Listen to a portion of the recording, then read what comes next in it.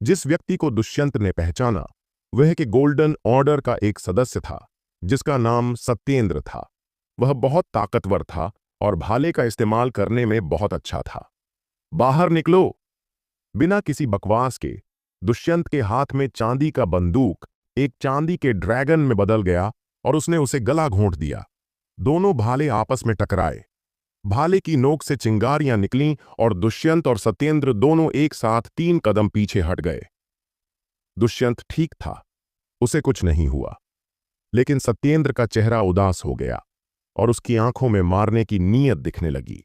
उत्तर academy के golden order के सदस्य होने के नाते उसे दक्षिण एकेडमी के एक अनजान लड़के ने पीछे धकेल दिया था और ऐसा लग रहा था कि दोनों बराबरी पर थे। तू मरने के लिए तैयार है? सत्येंद्र बहुत गुस्से में था। उसके हाथ में भाला 2 लाल सोने के ड्रैगन में बदल गया और दोनों तरफ से दुष्यंत पर हमला करने लगा। इस बार का हमला पिछले से ज्यादा ताकतवर था। दुष्यंत ने इसे देखा तो लापरवाही नहीं की और पूरी ताकत से जवाब दिया। उसने चांदी के भाले को घुमाया, भाले के सिर से एक को मारा और पूंछ से दूसरे को झटका दिया। धूम! दुष्यंत पीछे धकेल दिया गया, लेकिन वह खतरे में भी शांत रहा और बंदूक से हमला करता रहा, सत्येंद्र को मारने की कोशिश करता रहा। दोनों भाले लगातार लड़ते और उलझते रहे, जैसे तैरते ड्रैगन। हालांकि दुष्यंत की ताकत कम नहीं थी, लेकिन सत्येंद्र उससे ज्यादा मजबूत था। आखिरकार वह उत्तर एकेडमी के गोल्डन ऑर्डर का सदस्य था और उसकी भाले की कला बेहतर थी। अब खत्म करने का वक्त है। सत्येंद्र ने अचानक अपने लाल सोने के भाले को हिलाया। रोर! लाल सोना भाला 3 लाल सोने के तैरते ड्रैगनों में बदल गया और दुष्यंत को मारने के लिए आगे बढ़ा। यह एक ताकतवर भाले की मार्शल स्किल थी, जो वसंत स्तर की सबसे ऊंची कक्षा तक पहुंच गई थी। दुष्यंत की भाले की मार्शल स्किल सिर्फ वसंत स्तर की निचली कक्षा की थी और वह मार्शल आर्ट में थोड़ा कमजोर था। 3 लाल सोने के ड्रैगनों का सामना करते हुए वह सिर्फ अपने भाले से अपनी रक्षा कर सका। धमाका! 3 लाल सोने के ड्रैगनों की ताकत दुष्यंत से टकराई और उसके कंधों और जांघों में 3 छेद हो गए। भारी ताकत ने उसे मंच से नीचे गिरा दिया। क्या तू मेरे साथ मुकाबला करने के लायक है? सत्येंद्र ने ठंडे चेहरे से मंच से गिरे दुष्यंत को नीचे देखा। वह मयूर मार्शल हॉल में सिर्फ 1 महीने से है और तू 2 साल से है। तूने इतनी मेहनत करके उसे हराया। अगर वह भी 2 साल तक मयूर मार्शल हॉल में रहता तो वह तुझसे बहुत आगे निकल जाता। तो तुझे इतना घमंड किस बात का? एक ठंडी आवाज आई। यह स्नेहा थी जो बोल रही थी। तू मेरी बेइज्जती करने की हिम्मत करती है? ऊपर आ और मर! सत्येंद्र ने स्नेहा को गुस्से से घूरा। उसकी आंखें बहुत लाल हो गई थीं। उसने मन में योजना बना ली थी। अगर स्नेहा मंच पर आई तो वह उसे नहीं मारेगा, बल्कि उसे छेदों से भर देगा और उसका लबादा पूरी तरह फाड़ देगा, ताकि सबके सामने उसकी बेइज्जती हो। स्नेहा की शक्ल हिली और उसकी खूबसूरत छवि मंच पर उतरी। उसकी हरकतें हल्की और प्रेरणादायक थीं, जिसने तुरंत कई लोगों का ध्यान खींचा। इतनी नाजुक फूल दक्षिण कोर्ट में गलती से आ गई। कितना अफसोस है। वह इतनी सुंदर थी। मरना शर्म की बात होगी। उत्तर कैंपस के सदस्यों ने अफसोस जताया। हालांकि उत्तर कैंपस में खूबसूरत लड़कियों की कमी नहीं थी, लेकिन स्नेहा जैसी ठंडी और शानदार सुंदरता बहुत कम देखने को मिलती थी। स्नेहा की उम्र ज्यादा नहीं थी, लेकिन वह पहले से ही आकर्षक थी। अगर वह बड़ी होती तो क्या वह सबको मोह नहीं लेती? सत्येंद्र, नीचे आ! उत्तर कोर्ट से अचानक एक आवाज आई। बोलने वाला उत्कर्ष था, जिसका एक हाथ टूट चुका था। तुम्हें मुझे नीचे बुलाने का हक किसने दिया? सत्येंद्र को अच्छा नहीं लगा। उत्कर्ष भी गोल्डन ऑर्डर का सदस्य था, लेकिन उसकी रैंकिंग उससे नीचे थी। मेरे भाई ने तुम्हें नीचे आने को कहा, क्या तुम्हें सुनाई नहीं दिया? उत्कर्ष ने गहरी आवाज में कहा। तुम्हारे भाई ने कहा तो मैं करूं? तुम्हारे भाई को भी? सत्येंद्र आगे बोलने वाला था कि अचानक उसे भीड़ में एक ठंडी और उदास नजर दिखी। उसका चेहरा तुरंत बदल गया और उसने मुंह बंद कर लिया, क्योंकि वह नजर किसी और की नहीं बल्कि देवांश की थी। देवांश जिजिन ऑर्डर के सदस्यों में से एक था। मयूर मार्शल हॉल में ब्रॉन्ज ऑर्डर और सिल्वर ऑर्डर में कुछ कमियां हो सकती थीं, लेकिन गोल्ड ऑर्डर और उससे ऊपर में कोई कमी नहीं थी, बल्कि असली ताकत थी। गोल्डन ऑर्डर के सदस्यों के लिए सख्त नियम था कि केवल वे सदस्य जो जन्मजात क्षेत्र में हों और 24 साल से कम उम्र के हों, गोल्डन ऑर्डर के सदस्य बनने के लिए चुने जा सकते थे। जिजिन ऑर्डर के लिए तो और सख्त नियम थे। पर्याप्त ताकत होने पर ही जिजिन ऑर्डर की परीक्षा में हिस्सा लेने का हक मिलता था। परीक्षा पास करने वाले ही जिजिन ऑर्डर के सदस्य बन सकते थे। परीक्षा का स्तर बहुत मुश्किल था। पर्याप्त ताकत के बिना इसे पूरा करना असंभव था। इसलिए जिजिन ऑर्डर का हर सदस्य अपनी ताकत से सबसे ऊपर खड़ा था और देवांश भी इसका अपवाद नहीं था। मयूर मार्शल हॉल में गोल्डन ऑर्डर के अच्छे परिवारों से आए सदस्य भी जिजिन ऑर्डर के सदस्यों को आसानी से नाराज करने की हिम्मत नहीं करते थे। तू भाग्यशाली है, लेकिन अगर तू मेरे हाथ में आई तो मैं तुझे पछतावा कराऊंगा कि तू यहां आई। सत्येंद्र ने स्नेहा को अनिच्छा से देखा और मंच से बाहर चला गया। सत्येंद्र बाहर गया, अब कौन आएगा? दर्शकों में लोग अनुमान लगाने लगे। मंच पर मौजूद उत्तर एकेडमी के शीर्ष सदस्यों को पहले से ही अंदाजा हो गया था। खासकर प्रतिज्ञा, पर्पल आर्डर की सदस्य और अन्य ने नीचे के कोने पर नजर डाल दी थी, क्योंकि वहां भीड़ के पीछे एक व्यक्ति खड़ा था जो हमेशा छाया में रहना पसंद करता था। इस बार एक काली छाया भीड़ के पीछे गायब हो गई और फिर मंच पर प्रकट हुई। अगले पल दर्शक उबल पड़े। उत्तर कैंपस के सदस्यों ने मंच पर खड़े उस युवक को अविश्वास से देखा, जिसके चेहरे पर ठंडी और बुरी मुस्कान थी, क्योंकि यह कोई साधारण इंसान नहीं था। यह वह कैसे हो सकता है? अपनी चोटों से उबर रहे वरुण और दुष्यंत के चेहरे बदल गए। उस युवक का चेहरा, जिस पर बुरी मुस्कान थी, कोई और नहीं बल्कि देवांश था, मयूर मार्शल हॉल के जिजिन ऑर्डर के सदस्यों में से एक। जिजिन ऑर्डर के सदस्य ने वास्तव में कदम उठाया। वरुण और दुष्यंत को तुरंत एहसास हुआ कि कुछ गलत था। जूनियर सिस्टर स्नेहा, तू उसका मुकाबला नहीं कर सकती, हार मान ले, वरुण ने दांत पीसते हुए कहा। हाँ, बस हार मान लो, दुष्यंत ने सहमति में सिर हिलाया। तुम हार मान सकते हो, लेकिन फिर तुम तीनों ही हार जाओगे। दक्षिण और उत्तर एकेडमी के पिछले समझौते के अनुसार तुम दोनों मर जाओगे, तो हार मानना और यहां मरना एक ही बात है। देवांश ने मुस्कुराते हुए अपनी आंखें सिकोड़ते हुए कहा। समझौता? वरुण और दुष्यंत स्तब्ध रह गए और फिर उन्हें याद आया कि दक्षिण और उत्तर कोर्ट के बीच वास्तव में एक समझौता था। अगर ऐसा था तो क्या वे मरने वाले नहीं थे?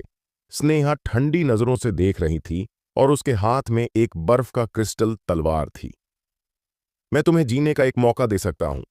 बस मेरे सामने घुटने टेक दो, अपनी मार्शल पोशाक उतार दो और सबके सामने कहो कि तू मेरी औरत बनने को तैयार है। फिर मैं हॉल मास्टर से तुम्हें छोड़ने की मांग कर सकता हूं। चिंता मत करो, मैं झूठ नहीं बोलूंगा। आखिरकार हमारे जिजिन ऑर्डर के सदस्यों को हर 10 साल में एक बार माफी देने का अधिकार होता है।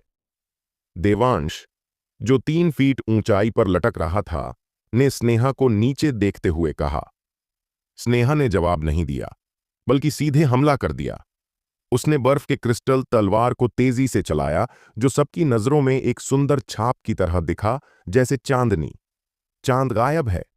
यह पहली बार था जब स्नेहा ने मून स्पिरिट स्वॉर्ड तकनीक का दूसरा कदम इस्तेमाल किया, और यह सबसे ताकतवर कदम भी था। इतना तेज, सब हैरान रह गए। उन्हें उम्मीद नहीं थी कि स्नेहा इतनी तेजी से तलवार चलाएगी, और इस कदम की ताकत इतनी जबरदस्त थी कि लोगों के दिल कांप गए। जब तक उन्हें होश आया, तलवार देवांश के दिल में घुस चुकी थी। स्नो डेमन, स्नेहा ने 6ठे दर्जे की मार्शल आत्मा को रिलीज किया। पहले सुस्त पड़ी आत्मा अब बहुत जीवंत हो गई थी। यह वास्तव में आकार ले चुकी थी और इसकी ताकत पहले से कहीं ज्यादा थी। स्नो डेमन मार्शल आत्मा के आशीर्वाद से बर्फ के क्रिस्टल तलवार की गति बहुत बढ़ गई। इस तलवार की ताकत को महसूस करते हुए देवांश ने अपनी मुस्कान दबाई और उसे हाथ से हटा दिया। डिंग! तलवार को हटा दिया गया। हैरान हुई स्नेहा रुकी नहीं, बल्कि हमला जारी रखा, क्योंकि मून गायब के 2 कदम थे। अभी उसने सिर्फ पहला कदम इस्तेमाल किया था, दूसरा कदम बाकी था।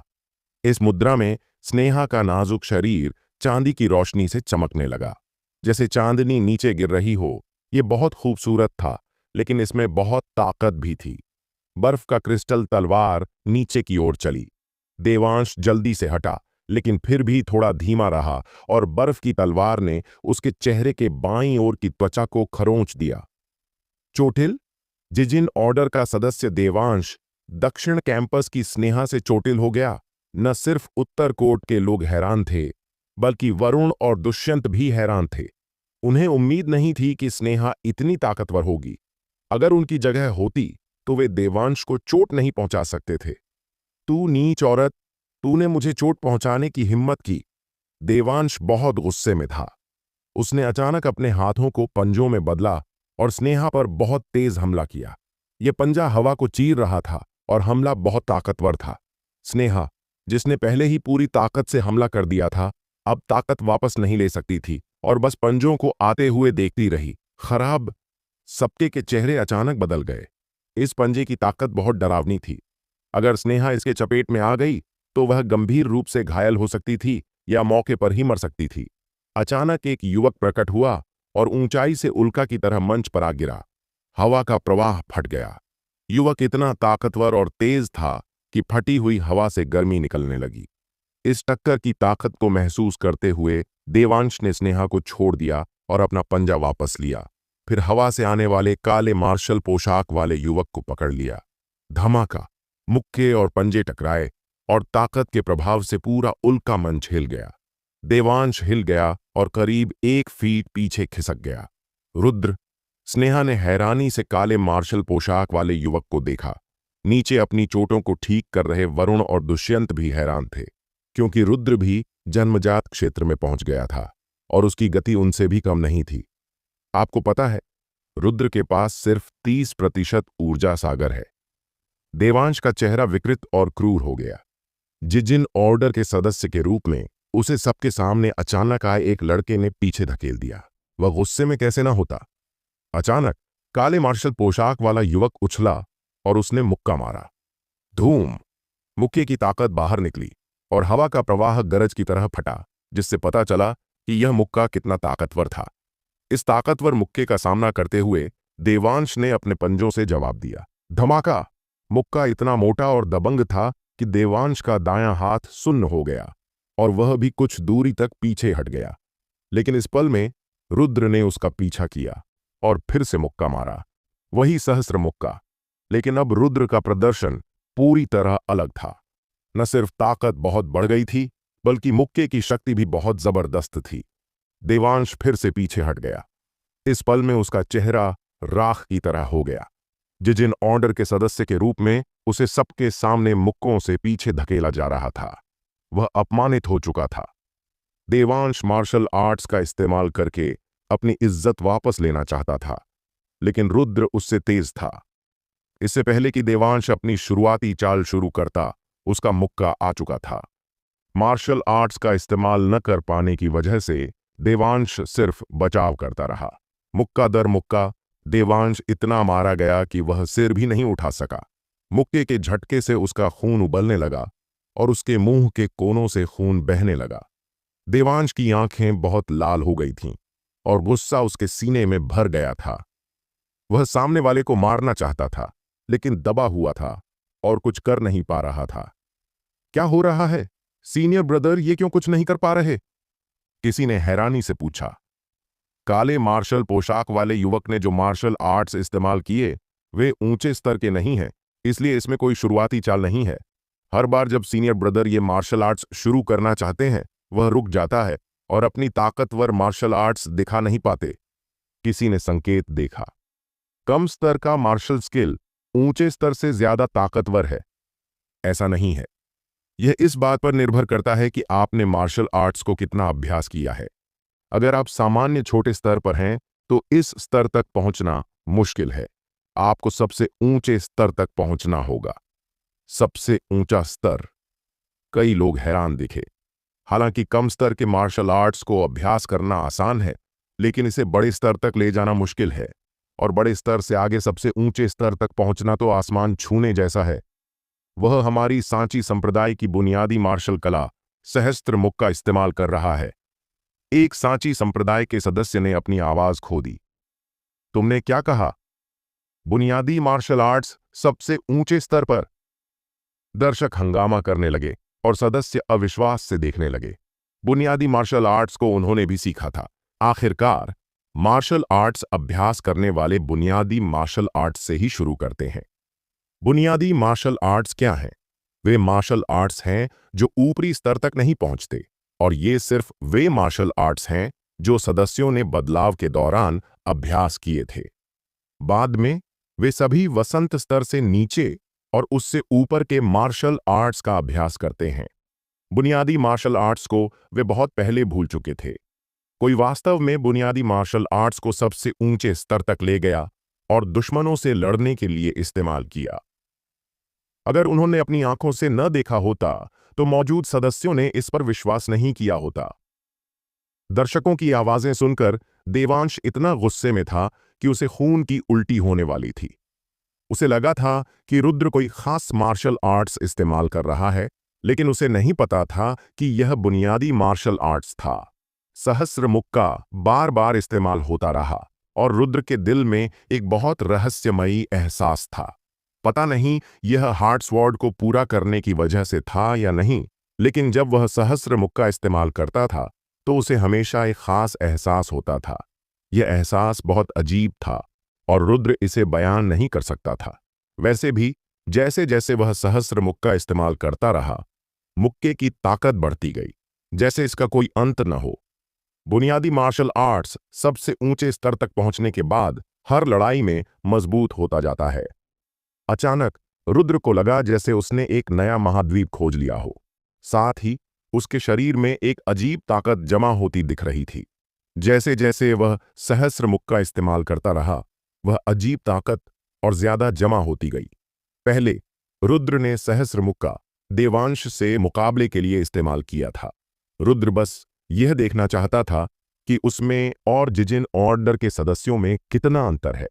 अब रुद्र ने अपनी शुरुआती सोच को छोड़ दिया और उस शानदार एहसास में पूरी तरह डूब गया। मुक्का दर मुक्का ताकत जमा करने का एहसास और मजबूत होता जा रहा था। रुद्र के मुक्के और ताकतवर होते गए। देवांश का चेहरा और खराब होता गया, उसका बचाव और मुश्किल होता गया और हर मुक्के की ताकत बढ़ती रही। दूसरी तरफ रुद्र न सिर्फ थका हुआ नहीं दिख रहा था, बल्कि हमेशा आराम से लग रहा था। ताकत जमा करना, उसने वास्तव में ताकत जमा करना सीख लिया। ऊंचे मंच पर खड़े और नीचे देख रहे दीजुए का चेहरा काला पड़ गया। बगल में खड़े कमांडर जयंत आचार्य का चेहरा भी खराब हो गया। केवल वही मार्शल आर्ट्स करने वाला जिसने दशकों तक अभ्यास किया हो, उसे यह समझने का मौका मिल सकता था, लेकिन एक युवक ने इसे समझ लिया। उत्तर कैंपस के 3000 सदस्यों में से जिजिन ऑर्डर के शीर्ष सदस्यों सहित कोई भी ताकत जमा करना नहीं समझ सका। इसके बजाय दक्षिण कैंपस में अभी भर्ती हुए एक लड़के ने इसे समझ लिया। जयंत आचार्य का चेहरा और काला होता गया। उसकी नजरों में रुद्र के पीछे एक ऐसी ताकत उभर रही थी जो लगभग दिखाई नहीं देती थी, और यह ताकत बढ़ती जा रही थी। बस करो, जयंत आचार्य ने अचानक चिल्लाया। ध्वनि तरंगें बाहर निकलीं। मुक्का मार रहा रुद्र तुरंत मुक्के की आवाज से हिल गया और फिर सब कुछ अचानक रुक गया। उसका पूरा शरीर ऐसा लगा जैसे हवा निकल गई हो और जमा हुई ताकत गायब हो गई। इस मौके का फायदा उठाते हुए देवांश ने जल्दी से रुद्र को लात मारी, जिससे रुद्र पीछे खिसक गया। रुद्र का बायां हाथ लात खाने से सूज गया था। हालांकि दर्द हो रहा था, लेकिन ठीक था। चोट गंभीर नहीं थी। असली बात यह थी कि जो ताकत उसने बड़ी मुश्किल से जमा की थी, वह बाधित हो गई थी। ताकत एक बार खो जाने के बाद इसे फिर से जमा करना मुश्किल होगा। रुद्र ने जयंत आचार्य को देखा, जो हंसा। जाहिर तौर पर उसने जानबूझकर ऐसा किया था। आपने मेरी ताकत क्यों नष्ट की? रुद्र ने जयंत आचार्य को घूरते हुए कहा। मुझे नहीं पता तुम क्या कह रहे हो। जयंत आचार्य ने हंसा। आपको नहीं पता? मयूर मार्शल हॉल के सीनियर सदस्य के रूप में जब मैं उत्तर एकेडमी के सदस्यों से लड़ रहा था और आखिरकार मुझे ताकत जमा करने और छोड़ने की कुंजी समझ आई, आपने आवाज निकाली और ध्वनि तरंगों से मेरी ताकत नष्ट कर दी। रुद्र ने जयंत आचार्य को घूरा। ताकत नष्ट करना? सदस्यों का समूह शोर करने लगा और सब इस बारे में बात करने लगे। जिजिन ऑर्डर के अन्य सदस्यों ने थोड़ा भौहें चढ़ाईं। सामान्य सदस्यों को तो कुछ दिखाई नहीं देता था, लेकिन उन्हें कुछ संकेत मिले थे। जयंत आचार्य ने अब भी अपनी ताकत को अपनी आवाज में छोड़ा था, इसे ध्वनि तरंगों में बदला था, और वह ध्वनि तरंग ने रुद्र को एक पल के लिए रोक दिया था। संभवतः यह वह आवाज थी जिसने रुद्र की ताकत को अब भी नष्ट कर दिया था। तुम कहना चाहते हो कि मैंने उत्तर और दक्षिण के बीच के विवाद के नियम तोड़े? तुम सबके सामने मेरी बेइज्जती करने की हिम्मत करता है? देखते हुए कि तुम जवान हो, मैं तुझसे गुनाह नहीं मांगना चाहता था, लेकिन तुमने मेरी बेइज्जती की। ठीक है, अब हिसाब बराबर करें। जयंत आचार्य के चेहरे पर ठंडी हंसी थी। तीसरा मुकाबला अभी खत्म नहीं हुआ था, लेकिन तुमने जबरदस्ती घुसपैठ की, जिससे उत्तर और दक्षिण के बीच की लड़ाई के नियम टूट गए। मैंने पहले तुम्हें नहीं बुलाया क्योंकि मैं देखना चाहता था कि क्या तुम्हें अपनी गलती का एहसास होता है, लेकिन तुमने न सिर्फ रुकने से इनकार किया, बल्कि और ज्यादा हमला किया। स्नेहा और बाकियों ने यह सुनकर अपने चेहरे बदल लिए। मैंने तुम्हें रोकने के लिए कहा, फिर तुमने कहा कि मैंने तेरी ताकत नष्ट की। लड़के, तेरा मुंह कितना भी अच्छा हो, अब कोई फायदा नहीं। अभी जमीन पर घुटने टेक और हार मान ले। जयंत आचार्य ने चिल्लाया। रुद्र का चेहरा तन गया। वह अभी तेरी बहन थी ना? देवांश ने अपनी आंखें सिकोड़ते हुए रुद्र से धीमी आवाज में कहा, चिंता मत कर, तुझे पकड़ने के बाद मैं उसे अंधेरे कमरे में तुझसे मिलवाने ले जाऊंगा और तुझे दिखाऊंगा कि मैं उसके साथ कैसे खेलता हूं। क्या तू इसके लिए उत्साहित है? अपनी बहन को खेलते हुए देखना। हा हा हा हा हा हा। बोलने के बाद देवांश ने सिर उठाया और जोर से हंसा। झंझनाहट। तलवार की आवाज पूरे उल्का लोहे के मंच पर गूंजी। रुद्र और भारी काली तलवार एक हो गए और फिर गायब हो गए। सबने केवल एक ताकतवर काला प्रकाश देवांश की ओर कटते हुए देखा। तेज, बहुत तेज। यह एक चाकू था जो लगभग चरम पर था, और यह चाकू इतना मोटा था कि हवा का प्रवाह कटकर जलती लपटों में बदल गया, जिससे पता चला कि इस चाकू की ताकत कितनी डरावनी थी। हिम्मत कैसे हुई? जयंत आचार्य चिल्लाया। उसे रोकना चाहता था, लेकिन बहुत देर हो चुकी थी और वह केवल देख सकता था कि चाकू देवांश पर लगा। देखा गया कि देवांश को काटकर उड़ा दिया गया। उसके शरीर की सारी हड्डियां टूट गईं और उसके अंदरूनी अंग भी टुकड़े टुकड़े हो गए। क्या? दर्शकों में मौजूद लोग हैरान रह गए। चाकू की मरम्मत? नहीं, तलवार का मास्टर। रुद्र के पिछले हमले में सबसे क्रूर और शुद्ध तलवार का इरादा था, और केवल एक तलवार मास्टर ही तलवार के इरादे की ताकत को छोड़ सकता था। 20 साल से कम उम्र का तलवार मास्टर। मौजूद सदस्यों ने सांस खींची, यहां तक कि प्रतिज्ञा चौहान और अन्य भी अपनी सीटों से खड़े हो गए। उनके चेहरों पर दुर्लभ गंभीरता दिख रही थी, क्योंकि रुद्र अब उनके साथ मुकाबला करने के लिए योग्य हो चुका था। ऐसा क्यों कहा? यह सच है कि देवांश ने परीक्षा पास की और जिजिन ऑन ऑर्डर का सदस्य बन गया, लेकिन प्रतिज्ञा चौहान और अन्य से अलग उसने ये परिवार से मिले आत्मा कवच और आत्मा तलवार पर भरोसा किया था।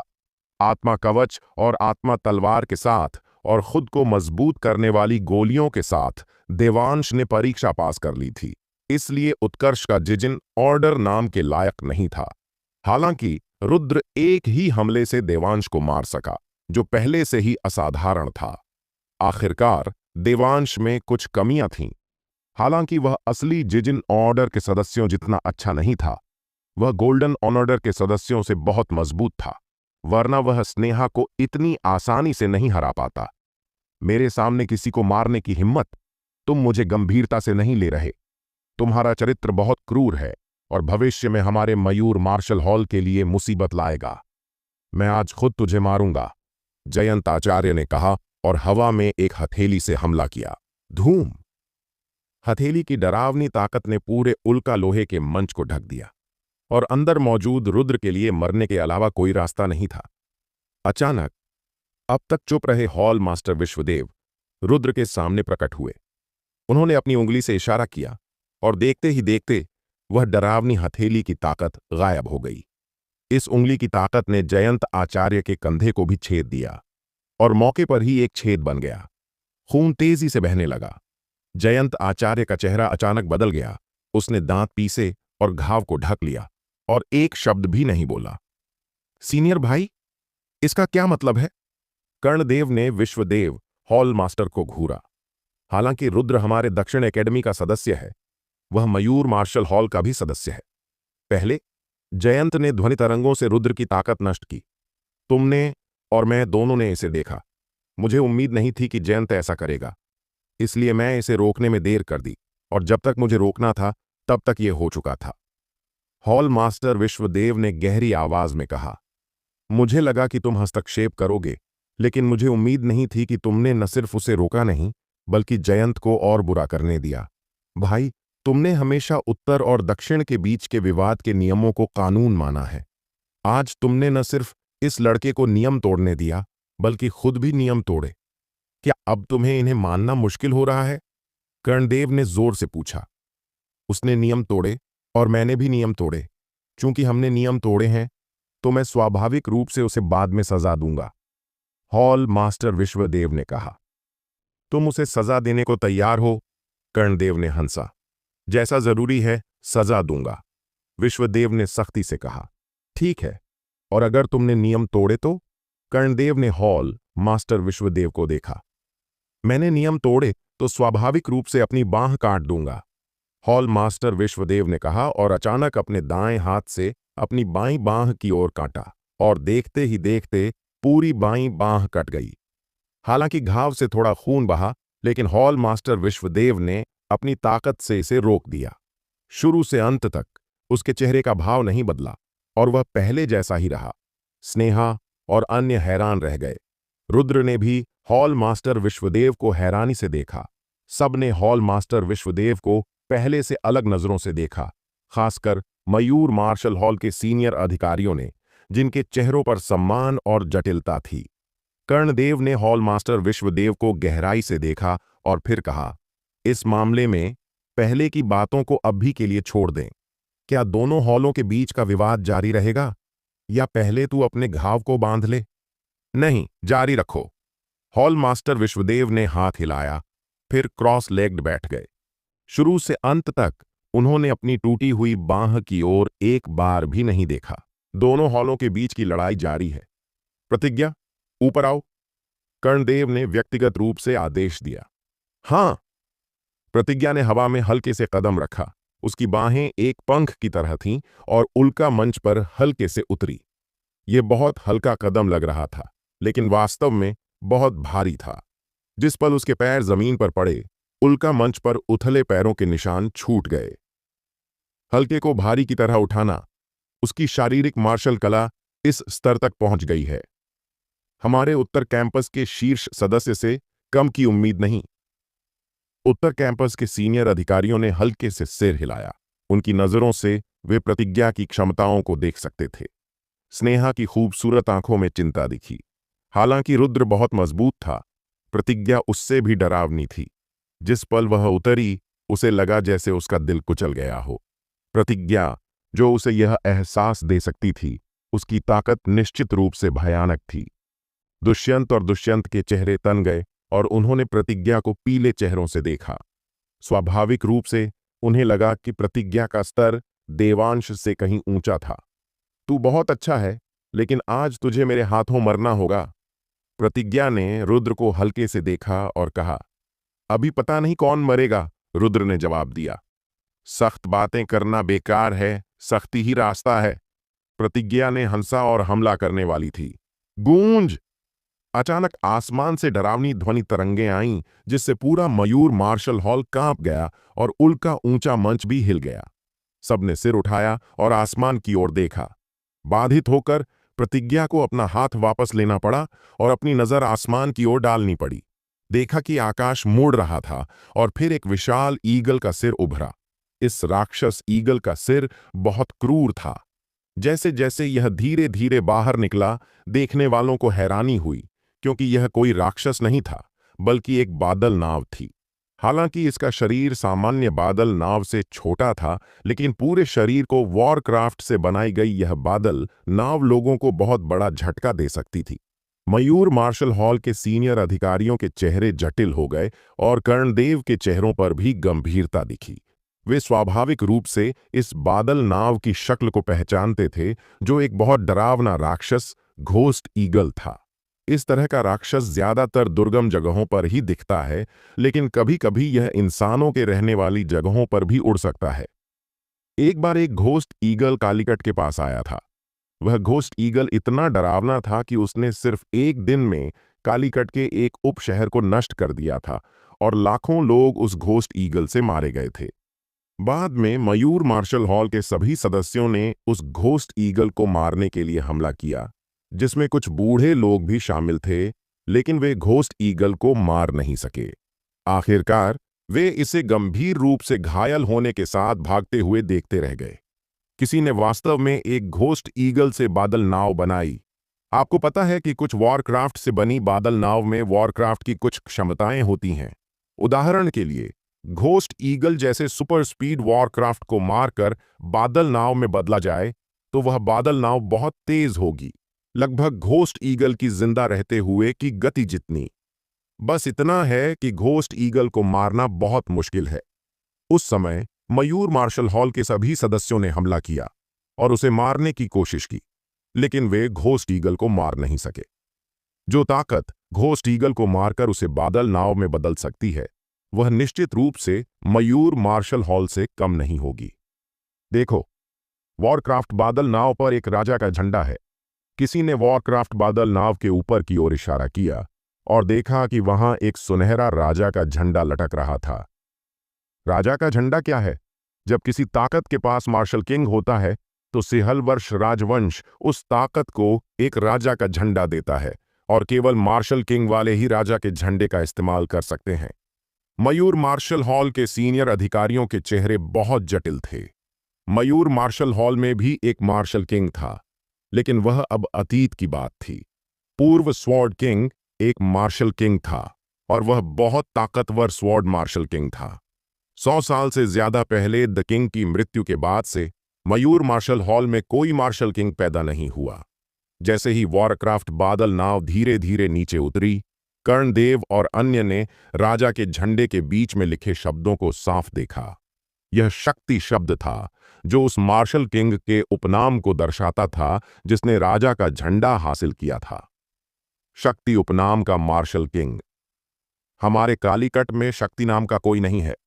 मयूर मार्शल हॉल के सीनियर अधिकारियों ने भौहें चढ़ाईं। कालीकट में शक्ति उपनाम नहीं है, लेकिन जांगल देश में है। कुछ समय पहले मुझे जांगल देश से खबर मिली थी कि शक्ति परिवार का पूर्वज राजा बनने वाला था। मुझे लगा कि यह अफवाह है, लेकिन यह सच निकला। जयंत ने गहरी आवाज में कहा। उसने पहले ही गोली ले ली थी और उसका घाव धीरे धीरे ठीक हो रहा था। शक्ति परिवार का पूर्वज राजा बन गया। मयूर मार्शल हॉल के सीनियर अधिकारियों के चेहरे बहुत जटिल थे, खासकर हॉल मास्टर कर्णदेव का चेहरा, जो बहुत अच्छा नहीं लग रहा था। वह और शक्ति परिवार का पूर्वज एक ही पीढ़ी के थे। शक्ति परिवार का पूर्वज राजा बन गया, लेकिन वह अभी तक राजा नहीं बना। जांगल देश की शक्ति परिवार हमारे मयूर मार्शल हॉल में क्या कर रही है? मयूर मार्शल हॉल के एक सीनियर अधिकारी ने भौहें चढ़ाते हुए कहा। कालीकट और जांगल देश बहुत दूर हैं। हालांकि मयूर मार्शल हॉल और शक्ति परिवार के बीच कुछ रिश्ता है, लेकिन वह गहरा नहीं है। आखिरकार वे एक ही मुख्य शहर में नहीं हैं और आपस में कम बातचीत करते हैं। अभी पता नहीं, जब शक्ति परिवार बाहर आएंगे तब पता चलेगा। मयूर मार्शल हॉल के सीनियर अधिकारी आसमान की ओर देखते हुए चुपचाप इंतजार करने लगे।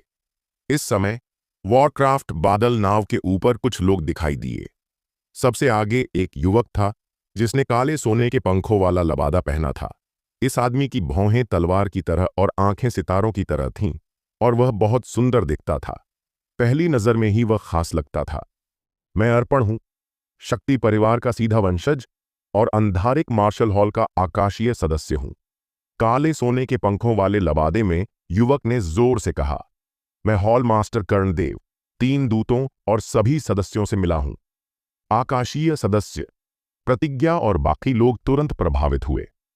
अंधारिक मार्शल हॉल जांगल देश का मार्शल हॉल है। कालीकट के मयूर मार्शल हॉल की तरह यह सिहलवर्ष राजवंश के लिए बेहतरीन प्रतिभाओं को तैयार करने के लिए बनाया गया था। अंधारिक मार्शल हॉल की अपनी व्यवस्था है। आकाशीय सदस्य मयूर मार्शल हॉल के जिजिन ऑर्डर के सदस्यों की तरह हैं, लेकिन आकाशीय सदस्य बनना जिजिन ऑर्डर के सदस्य बनने से कहीं ज्यादा मुश्किल है। पूरे अंधारिक मार्शल हॉल में सिर्फ 6 आकाशीय सदस्य हैं। मयूर मार्शल हॉल में जिजिन ऑर्डर के कुल 24 सदस्य हैं। अंधारिक मार्शल हॉल का आकाशीय सदस्य बनने में सक्षम होने के कारण अर्पण मयूर मार्शल हॉल के जिजिन ऑर्डर के सदस्यों में भी शीर्ष व्यक्तियों में से एक है। भतीजे अर्पण दूर से आए हैं तो मैं स्वागत करता हूं। मैं भतीजे अर्पण को नीचे आने और सबके साथ बैठने के लिए आमंत्रित करता हूं। कर्णदेव ने जल्दी से मुस्कुराते हुए कहा, बैठने की जरूरत नहीं है। मेरे दादाजी मार्शल किंग ने अभी अभी इस घोस्ट ईगल को मारा है और इसे बादल नाव में बदला है। इसके शरीर में मौजूद दुश्मनी अभी खत्म नहीं हुई है और मुझे लोगों को लेकर इसे दबाना होगा, अर्पण ने हल्के से कहा। कर्णदेव का गाल थोड़ा हिला और मयूर मार्शल हॉल के सीनियर अधिकारियों के चेहरे बदल गए। अर्पण के शब्दों से बहुत सारी जानकारी मिली। मार्शल किंग के दादाजी। अर्पण की को देखकर यह लगभग पक्का हो जाता है और घोस्ट ईगल को मारना दिखाता है कि शक्ति परिवार के मार्शल किंग की ताकत बहुत डरावनी है। 20 साल पहले शक्ति परिवार के पूर्वज और मैंने सिहल वर्ष राजवंश के स्वर्गीय भोज में हिस्सा लिया था। सोचा नहीं था कि 20 साल बाद वह इतनी बड़ी सफलता हासिल करेंगे और मार्शल किंग बन जाएंगे। ये वास्तव में खुशी और बधाई की बात है, कर्णदेव ने भावुक होकर कहा। हां, बधाई। शक्ति मार्शल किंग को घोस्ट ईगल मारने की बधाई। मयूर मार्शल हॉल के सीनियर अधिकारियों ने एक के बाद एक बधाई दी और कुछ ने अर्पण को चापलूसी भरी मुस्कान भी दिखाई। मैं हॉल मास्टर और सबकी शुभकामनाएं मार्शल किंग दादाजी की ओर से स्वीकार करता हूं। मैं आज यहां इसलिए आया हूं क्योंकि मेरे पास एक बात है जिसे मैं हॉल मास्टर से पूरा करने के लिए कहना चाहता हूं, अर्पण ने गंभीरता से कहा। जब तक मयूर मार्शल हॉल इसे कर सकता है, मैं निश्चित रूप से भतीजे अर्पण की मदद करूंगा, कर्णदेव ने बिना रुके कहा।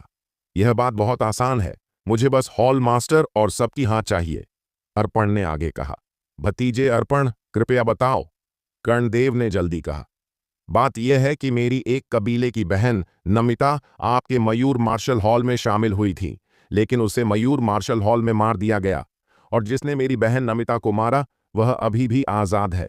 मैं चाहता हूं कि मयूर मार्शल हॉल मेरे शक्ति परिवार को न्याय दे और मुझे उस व्यक्ति को जिसने मेरी बहन नमिता को मारा शक्ति परिवार में ले जाने दे ताकि उसे परिवार के बड़ों के सामने मुकदमे और सजा के लिए सौंप सकूं, अर्पण ने धीरे धीरे कहा। नमिता मर गई? कई लोग हैरान दिखे, खासकर सिल्वर ऑर्डर के सदस्य। वे नमिता को स्वाभाविक रूप से जानते थे और कई लोग नमिता से नफरत और डरते थे क्योंकि वह अपने मजबूत बैकग्राउंड की वजह से दूसरों को परेशान करती थी।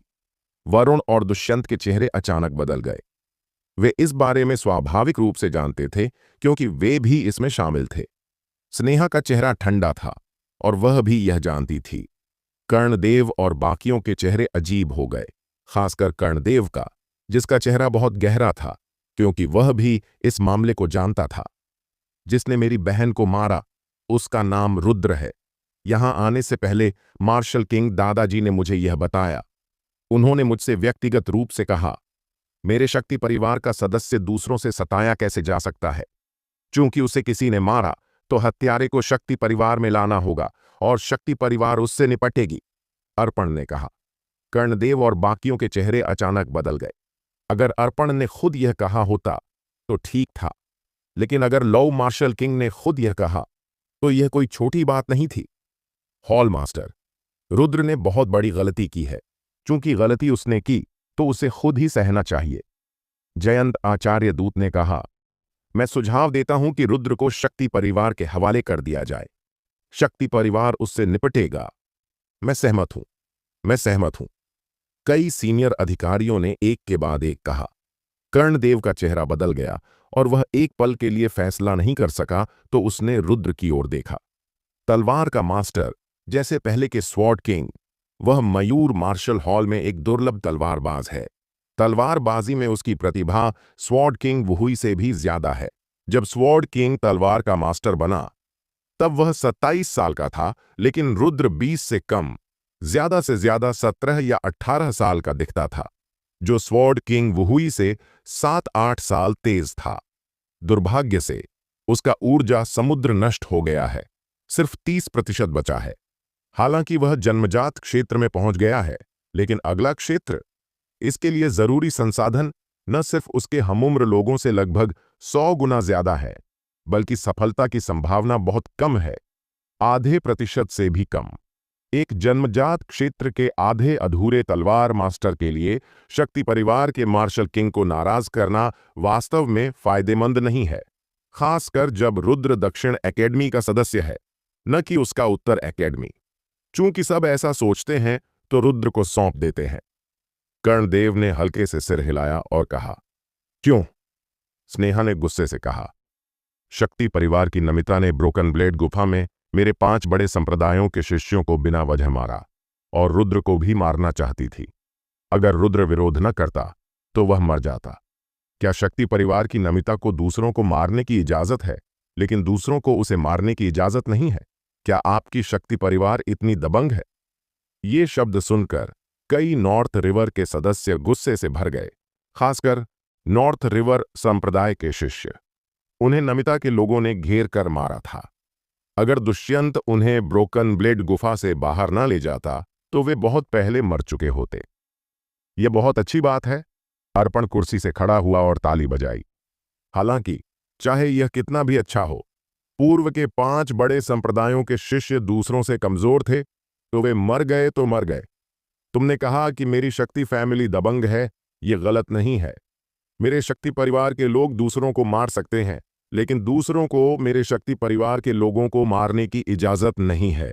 जो भी मेरे शक्ति परिवार के सदस्य को छुएगा उसे भारी कीमत चुकानी पड़ेगी। शक्ति फैमिली इतनी दबंग है, क्या इसीलिए नहीं कि उनके पास मार्शल किंग है? नॉर्थ रिवर संप्रदाय का एक शिष्य नाराज होकर अर्पण की ओर इशारा करके बोला। इस समय अर्पण अचानक ऊंचाई से नीचे गिरा, तेजी से जैसे उल्का। जब वह 10 फीट ऊंचाई पर पहुंचा, उसने उंगली से इशारा किया। एक ताकतवर ऊर्जा ने तुरंत नॉर्थ रिवर संप्रदाय के शिष्य की भौहों को छेद दिया। 10 फीट दूर से गुस्से से मारना। प्रतिज्ञा और बाकियों के चेहरे अचानक बदल गए, यहां तक कि वे ऐसा नहीं कर सकते थे। अर्पण की ताकत उनकी उम्मीद से कहीं ज्यादा थी। कर्णदेव और बाकियों के चेहरे तन गए। अर्पण की ताकत शायद केवल मयूर मार्शल हॉल के शीर्ष व्यक्ति ही उसका मुकाबला कर सकता था।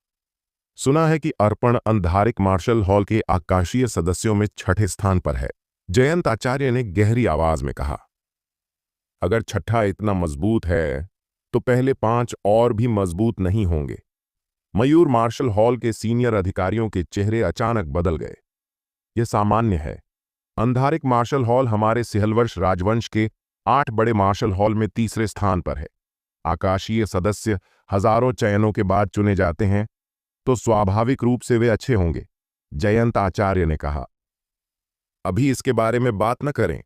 रुद्र, तुमने बहुत बड़ी गलती की है। तुरंत घुटने टेक और सिर झुका। जयंत आचार्य ने रुद्र को देखकर डांटा। रुद्र बिल्कुल सही है, स्नेहा ने चिंता से कहा। कितनी हिम्मत! तुरंत चुप हो जा, वरना मैं तेरा मुंह थप्पड़ मार दूंगा। जयंत आचार्य ने स्नेहा को घूरा, जो पहले दक्षिण कोट के मास्टर विश्वदेव से डरता था। लेकिन विश्वदेव के हाथ टूटने के बाद जयंत आचार्य अब उससे नहीं डरता था। दक्षिण कैंपस का मास्टर होने से क्या, एक टूटे हाथ के साथ ताकत का 7वां हिस्सा भी हासिल करना अच्छा है। अब जब शक्ति परिवार के लोग यहां हैं, क्या तुम अभी भी ताकतवर लो मार्शल किंग को नाराज करने की हिम्मत करोगे? स्नेहा की आंखों में आंसू थे और वह कुछ और कहना चाहती थी, लेकिन रुद्र ने उसे रोक दिया और इशारा किया कि वह दोबारा न बोले। फिर उसने एक कदम आगे बढ़ाया और जयंत आचार्य को दूर से देखा। तुमने कहा कि मैंने बहुत बड़ी गलती की। मेरा अपराध क्या है? क्या तुम्हें अभी अपराध समझ नहीं आया? तुमने निजी तौर पर पर्पल ऑर्डर की सदस्य नमिता को मारा और अन्य पर्पल ऑर्डर के सदस्यों को मारा और घायल किया। तुमने बड़ा अपराध किया है। साथ ही तुम अपने बड़ों का सम्मान नहीं करते और हमें कुछ नहीं समझते। इसके अलावा तुम क्रूर और दुश्मनी से भरे हो। मार्शल हॉल के सदस्य देवांश को तुमने बेरहमी से मारा। इतने सारे अपराधों के साथ तुम हिम्मत करते हो पूछने कि अपराध क्या है? जयंत आचार्य ने थोड़े अधीरता से कहा। क्या अपराध है? रुद्र मुस्कुराया, लेकिन उसकी मुस्कान ठंडी थी। तुम सही कहते हो, मैं वास्तव में दोषी हूं। मेरा अपराध यह है कि मेरा जन्म नीच परिवार में हुआ और मेरे पास कोई बड़ी ताकत का समर्थन नहीं है।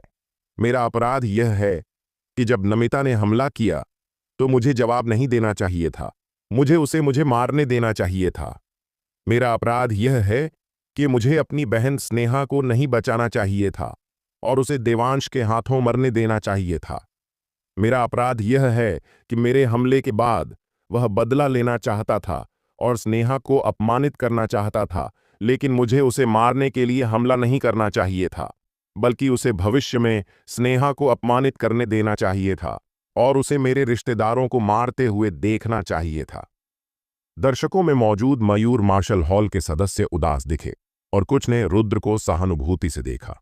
वे मूर्ख नहीं थे। वे कैसे नहीं देख सकते थे कि रुद्र को मयूर मार्शल हॉल ने इसलिए छोड़ दिया क्योंकि उसके पास कोई बैकग्राउंड ताकत नहीं थी। रुद्र, तुम! जयंत आचार्य ने रुद्र को घूरा। क्या मैं हिम्मत कर रहा हूं? मयूर मार्शल हॉल के दक्षिण ब्रांच के सदस्य के रूप में तुम एक बाहरी व्यक्ति की धमकी की वजह से मुझे छोड़ने जा रहे हो और मेरी जान जोखिम में डालकर दूसरों को खुश करने जा रहे हो। रुद्र की मुस्कान और चमकीली और ठंडी हो गई। मयूर मार्शल हॉल कभी कालीकट की सबसे बड़ी ताकत थी। कई पूर्वजों ने अपनी पूरी जिंदगी लगाकर मयूर मार्शल हॉल की शान बनाई। लेकिन तुम लोग, तुमने मयूर मार्शल हॉल की हजारों साल की शान को बर्बाद कर दिया। मार्शल आर्ट्स करने वालों के रूप में तुम में हिम्मत नहीं है, वरना शक्ति परिवार के पास एक मार्शल किंग होने की वजह से तुम इतने दबे हुए नहीं होते कि सिर भी ना उठा सको। तू मरना चाहता है। जयंत आचार्य और बाकी लोग गुस्से में थे और रुद्र को मारने वाले थे। देखकर कि जयंत आचार्य और बाकी लोग हमला करने वाले थे, रुद्र डरा नहीं, बल्कि उसने अपनी नजर अर्पण की ओर मोड़ दी। क्या तुम मुझसे एक चाकू लेने की हिम्मत करते हो? क्या? मौजूद सभी लोग हैरान रह गए। रुद्र अर्पण को चुनौती देना चाहता है? प्रतिज्ञा और बाकी लोग तुरंत प्रभावित हुए। सबने अभी अर्पण का हमला देखा था। उस उंगली की ताकत इतनी जबरदस्त थी कि प्रतिज्ञा और बाकी लोग भी इसका विरोध नहीं कर सकते थे। अर्पण की ताकत के साथ रुद्र का चाकू लेना आसान नहीं है। क्या हिम्मत नहीं है? इस मयूर मार्शल हॉल में मेरे पास ब्रॉन्ज ऑर्डर की योग्यता भी नहीं है और अब मैं एक त्यागा हुआ बन गया हूं। क्या तू एक त्यागे हुए से एक चाकू भी नहीं ले सकता? रुद्र ने अर्पण को देखा। तुम्हारी योग्यता से तुम मुझ पर हमला करने के लायक नहीं है, लेकिन चूंकि तुम ऐसा कह रहे हो तो मैं तुम्हें तुम्हारी औकात दिखाता हूं। अर्पण हवा में खड़ा था, रुद्र को उदासीनता से देख रहा था। उसकी आंखों में गर्व था। उल्का मंच के नीचे जमा हुए सदस्य रुद्र को देखते रहे और कई सदस्यों ने चुपचाप सिर हिलाया। उनकी नजर में रुद्र बस अपनी आखिरी मौत की कोशिश कर रहा था। चूंकि अर्पण रुद्र का वार लेना चाहता था, कर्णदेव और बाकियों ने मना नहीं किया। वैसे भी वे इसे एक तमाशा मान रहे थे। रुद्र के वार के बाद उसे आखिरकार जांगल देश शक्ति परिवार में ले जाकर सजा दी जाएगी। सबकी नजरों के सामने रुद्र ने अपनी पीठ से भारी काला चाकू निकाला और फिर अपने कंधे से सिकाड़ा विंग चाकू उतारा। इन दो चाकुओं को देखकर कर्णदेव ने भौहें चढ़ाईं, क्योंकि वे परिचित लग रहे थे, जैसे उसने उन्हें कहीं देखा हो। जिस पल उसने दोनों चाकुओं को अपने हाथों में लिया, रुद्र के शरीर से बवंडर जैसा तलवार का इरादा उभरा। यह तलवार का इरादा इतना ताकतवर था कि लोगों के दिल कांप गए। झंझनाहट। दोनों चाकुओं ने तेज आवाज की। अर्पण, जो पहले उदासीन दिख रहा था, अपनी भौहें थोड़ा चढ़ा नहीं सका। उसे पता नहीं क्यों, लेकिन एक अजीब सी बेचैनी महसूस हुई। इस समय रुद्र ने धीरे धीरे अपना सिर उठाया और उसकी पहले काली आंखों में एक डरावना तलवार का इरादा दिखाई दिया। धूम। रुद्र आसमान में उड़ा और उसका पूरा शरीर दोनों चाकुओं के साथ मिल गया। एक विशाल चाकू में बदल गया और हवा में काटने लगा। हवा का प्रवाह फट गया और लपटें विशाल चाकू के पीछे चलीं। दो ध्रुव टूट गए। विशाल तलवार धीमी लगती थी, लेकिन आश्चर्यजनक रूप से तेज थी। सबकी नजरों में विशाल तलवार एक अलग तरीके से विकृत थी और डरावना तलवार का इरादा खालीपन को भेद रहा था। यह तलवार इतनी ताकतवर थी कि लोगों के दिल कांप गए। धमाका। विशाल चाकू अर्पण के शरीर पर लगा। अर्पण ने अपनी बाहें क्रॉस कीं और दोनों बाहों पर एक जोड़ी कलाई के रक्षक दिखाई दिए। वे रक्षक ढाल में बदल गए और सामने रोक लिए। हालांकि उसने विशाल तलवार को रोक लिया, अर्पण पीछे कट गया और लगभग आसमान से गिर गया। वह करीब 10 फीट पीछे खिसकने के बाद रुका। अर्पण के गाल थोड़े हिले, उसका चेहरा बहुत खराब था और उसे वास्तव में पीछे काट दिया गया था। दर्शक अचानक शांत हो गए और मयूर मार्शल हॉल के सदस्य चुप थे। उनके चेहरों पर सुस्त भाव थे। यहां तक कि स्नेहा, दुष्यंत और बाकी लोग भी हैरान थे। अभी का वह तलवार का वार इतना दबंग था कि अर्पण जैसा व्यक्ति भी पीछे कट गया। वहां देखो, एक सदस्य ने अचानक उल्का मंच की ओर इशारा किया। अचानक कई नजरें उल्का मंच की ओर मुड़ी और उन्होंने देखा कि जहां रुद्र पहले खड़ा था वहां 7 फीट लंबा चाकू का निशान था। यह चाकू का निशान 3 इंच गहरा था और उल्का मंच पर छूटे सभी निशानों में सबसे लंबा और गहरा था। प्रतिज्ञा और बाकियों के चेहरे तन गए। जिन ऑर्डर के सदस्यों के रूप में वे स्वाभाविक रूप से देख सकते थे कि रुद्र की तलवार कितनी डरावनी थी। अगर उन्हें इसे रोकना होता तो वे इस तलवार को बिल्कुल नहीं रोक पाते। अर्पण के लिए अगर उसके हाथों पर खास कलाई के रक्षक न होते तो शायद वह रुद्र के चाकू से घायल हो जाता। कर्णदेव का चेहरा बदल गया। उसने कभी नहीं सोचा था कि रुद्र में इतनी मजबूत ताकत होगी। अभी का वह तलवार, उसे याद आया कि यह स्वॉर्ड किंग वुहुई द्वारा बनाई गई बाइपोलर तलवार थी। दूसरी चाल बाइपोलर ब्रेक थी और यह डचेंग स्तर की 2 ध्रुव थी। रुद्र को ब्रोकन ब्लेड गुफा में गए कितना समय हुआ था? 1 महीने से कम में बाइपोलर ब्रेक की दूसरी चाल को डचेंग स्तर तक ठीक कर लिया। यहां तक कि स्वॉर्ड किंग, जिसने पहले द्विध्रुवीय तलवार बनाई थी, इतने कम समय में शुआन स्तर की ऊंची मार्शल कला को यात्रिक स्तर तक नहीं ले जा सका था। इस रुद्र की तलवार मार्शल कला की समझ पहले के स्वॉर्ड किंग से कहीं ज्यादा डरावनी है। अचानक कर्णदेव के दिल में पछतावा हुआ। अगर उसे पता होता कि रुद्र में ऐसी क्षमता है तो उसे रुद्र को नहीं छोड़ना चाहिए था, लेकिन बातें कह दी गई थीं और अब पछताने से कोई फायदा नहीं था। हॉल मास्टर, हालांकि यह लड़का तलवारबाज है और उसकी समझ बहुत ऊंची है, लेकिन यह मत भूलो कि वह आधा अधूरा तलवारबाज है। उसके पास सिर्फ 30% ऊर्जा समुद्र है। इस 30% ऊर्जा समुद्र के साथ अगले क्षेत्र में पहुंचने की कीमत 100 गुना से ज्यादा है और सफलता की संभावना सिर्फ आधा प्रतिशत है। जयंत आचार्य, जो कर्णदेव के विचारों को देख सकता था, ने जल्दी से समझाया। इन शब्दों को सुनकर कर्णदेव थोड़ा सोचने लगा। हॉल मास्टर, अगर वह भविष्य में वास्तव में ऊंचे स्तर पर पहुंचने की उम्मीद रखता है तो क्या इस लड़के को हमसे पहले ही नफरत हो गई है? अगर हम उसे बचाते हैं तो वह भविष्य में बड़ा होगा। यह याद रखकर वह हमसे बदला ले सकता है। जयंत आचार्य ने आगे कहा, हमारा मयूर मार्शल हॉल कालीकट का इकलौता मार्शल हॉल है। हर साल ढेर सारे बेहतरीन युवा मार्शल यहां आते हैं, जिनमें कई जीनियस स्तर के मार्शल भी शामिल हैं। क्या हमारे मयूर मार्शल हॉल में जीनियस की कमी है? नहीं है, तो उसके एक कम या ज्यादा होने से कोई फर्क नहीं पड़ता। अगर उसके कारण शक्ति परिवार नाराज हो गई तो यह हमारे मयूर मार्शल हॉल के लिए बहुत नुकसानदायक होगा।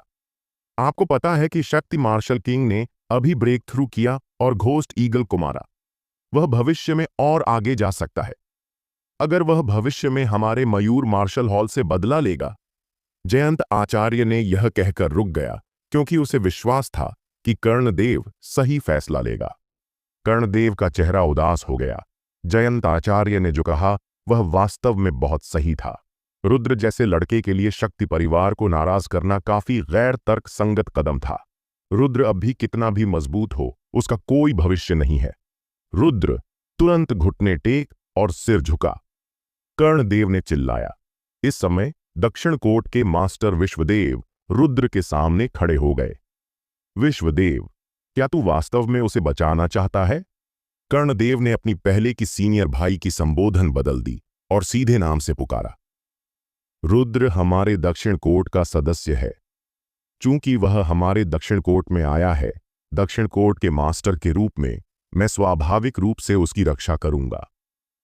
रुद्र के निर्दोष होने की बात न भी करें, अगर वह वास्तव में दोषी है तो भी उसे सजा देने वाला मैं होना चाहिए। यह तुम्हारी बारी कब हुई? हॉल मास्टर विश्वदेव ने जोर से कहा। विश्वदेव, दक्षिण कोट के मास्टर के रूप में तूने अपने शिष्यों के पापों को छुपाकर बड़ी गलती की है। कर्णदेव ने ठंडे स्वर में कहा, मैंने जो किया वह गलत नहीं था और मेरा विवेक साफ है। ये कहने के बाद हॉल मास्टर विश्वदेव ने अचानक रुद्र और बाकियों पर अपनी हथेली से प्रहार किया और एक तेज हवा का प्रवाह रुद्र और बाकियों को उठा ले गया।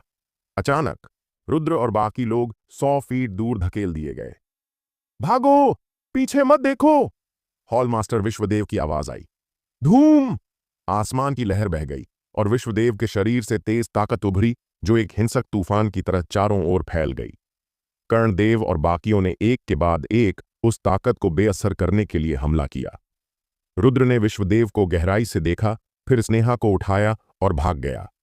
दुष्यंत और वरुण ने हंगामे का फायदा उठाकर 2 अलग अलग दिशाओं में भाग लिया। वे रुद्र के साथ नहीं गए क्योंकि उन्हें पता था कि अगर वे साथ रहते तो घेर लिए जाने पर कोई नहीं बच पाता। अलग अलग भागने से पीछा करने वाले भी बंट जाते तो सब पर दबाव कम होता। रुद्र द्वारा खींचे जाने पर स्नेहा पहले तो कुछ समझ नहीं पाई। जब उसे होश आया तो वह सहज रूप से छूटना चाहती थी, लेकिन रुद्र का हाथ बहुत कसकर पकड़ा था, जैसे उसे खोने का डर हो। रुद्र के पहले के शब्दों को सोचकर स्नेहा का दिल छू गया और आखिरकार उसने रुद्र को उसे खींचने दिया। मुझे देखते हैं कि तू कहां भागता है। शक्ति परिवार का एक एक आंख वाला बूढ़ा आदमी लोगों को लेकर रुद्र का पीछा करने लगा और उसके हाथ में पकड़ा हुआ लोहे का डंडा सीधे रुद्र की ओर झाड़ दिया। रुद्र ने जल्दी से रुककर भारी काले चाकू से काटा। सोने और लोहे की टकराहट की आवाज के साथ रुद्र हिल गया और पीछे खिसक गया। उसके मुंह के कोने से खून की एक धारा बह गई। एक आंख वाले बूढ़े की खेती जन्मजात क्षेत्र से ऊपर थी। तुम पहले जय, रुद्र ने स्नेहा से चिल्लाकर कहा। मैं। स्नेहा ने एक पल के लिए हिचकिचाहट की, फिर अपने चांदी के दांत काटे और तेजी से भाग गई। उसे भी पता था कि अगर वह यहां रुकती तो यह रुद्र को नुकसान पहुंचाएगा। अगर वह पहले भागती है तो वह रुद्र का कुछ दबाव बांट सकती है। आखिरकार कुछ लोग उसका पीछा करेंगे। शक्ति परिवार ने मार्शल खेती करने वालों का एक समूह रुद्र का पीछा करने के लिए अलग किया। सिर्फ एक आंख वाला बूढ़ा रुद्र से निपटने के लिए रह गया। लड़के, क्या तू सचमुच सोचता है कि तू भाग सकता है? जल्दी से मेरे सामने पकड़ा जा। एक आंख वाले बूढ़े की बची हुई आंख थोड़ी सिकुड़ गई। उसकी नजर में रुद्र पहले से ही उसके हाथों का शिकार था और वह जैसा चाहे खेल सकता था। रुद्र ने कुछ नहीं कहा और एक आंख वाले बूढ़े पर तलवार से काटा। शैतान नृत्य रुद्र के तलवार के हमले को देखकर एक आंख वाला बूढ़ा हंसा। हालांकि रुद्र एक तलवारबाज था और इस तलवार में ताकतवर तलवार का इरादा था, तो क्या दोनों लोगों की खेती के क्षेत्र में बहुत अंतर था? कल्टीवेशन में पूर्ण अंतर के सामने भले ही तू तलवार मास्टर हो, यह व्यर्थ होगा। एक आंख वाले बूढ़े ने लोहे के डंडे को उठाकर रोका, लेकिन इस पल में रुद्र अचानक गायब हो गया। क्या? एक आंख वाला बूढ़ा हैरान रह गया। एक विशाल तलवार उभरी, लेकिन यह पहले देखी गई से अलग थी। यह 2 रंगों से बनी थी, एक तरफ गहरा जैसे गड्ढा और दूसरी तरफ सफेद जैसे बर्फ, जैसे जीवन और मृत्यु के बीच की यिन और यांग रेखा। 2 ध्रुव का विनाश। यह स्वॉर्ड किंग की जिंदगी भर की सबसे मजबूत मार्शल स्किल थी। धरती स्तर की निचली मार्शल स्किल। चाकू काटा गया और आसपास का 10 फीट का क्षेत्र टुकड़े टुकड़े हो गया। डरावनी धार ने एक आंख वाले बूढ़े के शरीर को भेद दिया और बची हुई ताकत 100 फीट तक फैल गई। पफ! रुद्र ने खून की एक बड़ी मात्रा उगली। जैसा कि उम्मीद थी, इस 2 ध्रुव विनाश की तीसरी चाल को आसानी से इस्तेमाल नहीं किया जा सकता। मेरी सच्ची ऊर्जा तुरंत खत्म हो गई और मेरी तलवार की नसें लगभग टूट गईं। रुद्र ने अपने मुंह के कोने से खून पोंछा। धरती स्तर की मार्शल कला बहुत दबंग होती है, खासकर तलवार मार्शल कला, जो बहुत ज्यादा दबंग होती है। अगर रुद्र ने नसों को मजबूत नहीं किया होता तो 2 ध्रुव विनाश तलवार मारते समय नसें जवाबी हमले से टूट जातीं। एक आंख वाले बूढ़े को मारने में सबसे महत्वपूर्ण हार्ट स्वॉर्ड थी। हार्ट स्वॉर्ड बनने के बाद यह शरीर में सील हो जाती है और धार इसके अंदर जमा होती है। इस्तेमाल करने पर यह न सिर्फ तलवार मार्शल कला की ताकत बढ़ाती है, बल्कि एक अविनाशी धार भी छोड़ती है। तलवार कल्टीवेशन की डरावनी बात कई आशीर्वादों में है। अपनी आध्यात्मिक ऊर्जा लगभग खत्म होने के साथ रुद्र रुकने की हिम्मत नहीं कर सका। उसने एक आंख वाले बूढ़े पर छिपा हुआ बैग देखा और जल्दी से उसे हटाया। फिर स्नेहा के भागने की दिशा में पीछा किया। जल्द ही रुद्र ने स्नेहा को देखा, जो घेराबंदी में थी। शक्ति परिवार के मार्शल खेती करने वाले बहुत मजबूत नहीं थे। सबसे ऊंचा स्तर जन्मजात क्षेत्र का था, जो एक आंख वाले बूढ़े से बहुत कम था। घेराबंदी में स्नेहा न सिर्फ आसानी से जवाब दे रही थी, बल्कि उसने 3 मार्शल खेती करने वालों को भी मार डाला। शक्ति परिवार के मार्शल कल्टीवेशन करने वाले रुद्र को आते देख हैरान रह गए, क्योंकि रुद्र से निपटने वाला एक आंख वाला बूढ़ा था। अब रुद्र यहां आ गया है तो एक आंख वाला बूढ़ा कहां है? अचानक शक्ति परिवार के मार्शल कल्टीवेशन करने वालों को कुछ गलत लगा। अब तुम्हारी बारी है। रुद्र ने भारी काला चाकू हाथ में लिया और मारने वाला था। शक्ति परिवार के लोगों के चेहरे अचानक बदल गए और वे जल्दी से लड़ाई के घेरे से अलग हो गए और चारों दिशाओं में उड़ गए। रुद्र ने इन लोगों को भागते देख पीछा नहीं किया, बल्कि जल्दी से स्नेहा के पास पहुंचा। जो एक आंख वाला बूढ़ा तुम्हारा पीछा कर रहा था, वह कहां है? स्नेहा ने पूछा। वह मर गया, रुद्र ने हल्के से कहा। मर गया? स्नेहा की भौहें थोड़ी चढ़ गईं।